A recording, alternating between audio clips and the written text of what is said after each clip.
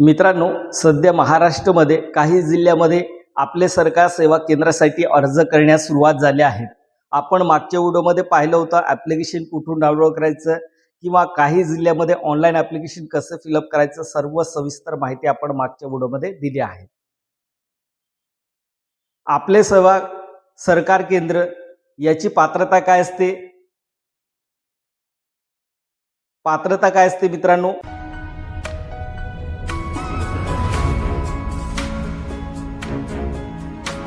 पात्रता आहे आपल्याकडे जागा असणे, जो कस्टमर येणार आहे त्यांच्यासाठी बसण्यासाठी जागा, हँडिकॅपसाठी रॅम्प, आपल्याकडे लॅपटॉप, प्रिंटर अशी अनेक वस्तू आहेत जे आपल्याला आपल्या सेवा केंद्रामध्ये लागत असतात. ते जर वस्तू आपल्याकडे असेल तर 100% आपल्याला आपले सेवा केंद्र सरकार हे केंद्र आपल्याला मिळू शकतं. आता ही पात्रता आणि आपलं एज्युकेशन आपण जर आपलं 12वी पास असेल तरी चालेल, पण आपल्याकडे जी फॅसिलिटी आहे, सायबर चालवण्याची जी फॅसिलिटी आहे, ती फॅसिलिटी जर आपल्याकडे सर्व अवेलेबल असेल तर आपण अर्ज करू शकतो आणि आपल्याला आपले सरकार सेवा केंद्र मिळू शकते.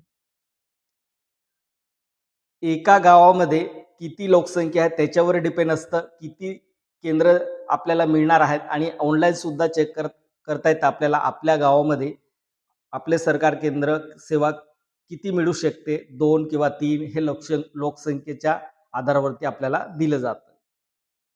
आता भरपूर मित्रांनी असे कमेंट केले की सर आम्हाला सुद्धा आपले सेवा केंद्र सरकार आम्हाला मिळवायचे, अर्ज करून आम्हाला आमचं कसं निवड होईल हे सर्व मला कमेंट करत होते.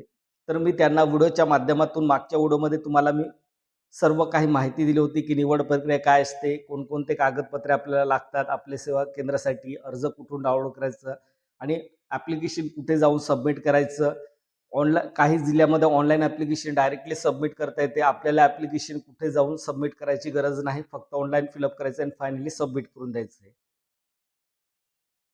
हे ॲप्लिकेशन अप्लाय करण्यापूर्वी आपण आपल्या गावामध्ये किती जागा आहेत आपले सेवा केंद्रासाठी हे आपण चेक करायचं आहे.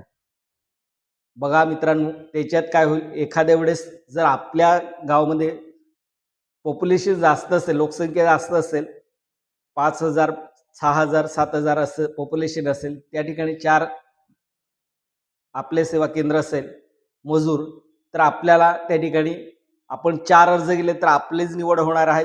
जर त्या ठिकाणी जास्त अर्ज गेले म्हणजे 10, 15, 20 अर्ज जर गेले त्या ठिकाणी, तर त्या ठिकाणी आपलं एज्युकेशन आणि आपल्याकडे जी फॅसिलिटी आहे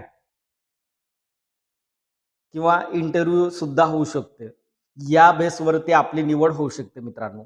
तर या पद्धतीने आपल्या सेवा केंद्रासाठी लवकरात लवकर अर्ज करा. काही जिल्ह्यामध्ये 9 जिल्ह्याचं व्हिडिओ सुद्धा तयार केला आहे मी. 9 जिल्ह्यामध्ये अर्ज सुरू आहे.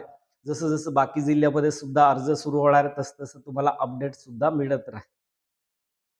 आणि अर्ज काही जिल्ह्यामध्ये आपल्याला ॲप्लिकेशन मिळत नाही, ऑफलाईन असतं, त्याच्यामुळे डाउनलोड करता येत नाही. तर मी जी पण माहिती देत असतो त्याची PDF या व्हिडिओच्या डिस्क्रिप्शनमध्ये लिंक दिली असते. ती लिंकवर क्लिक करायचं आणि डाउनलोड करून घ्यायचं.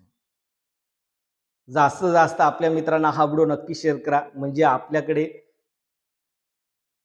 काम नसेल किंवा आपल्याकडे काहीच नसेल, आपल्याला बिझनेस करायचे तर आपले सेवा केंद्र घ्या. त्याच्यात आपल्याला असे अनेक विविध सुविधा आपल्याला मिळत असते.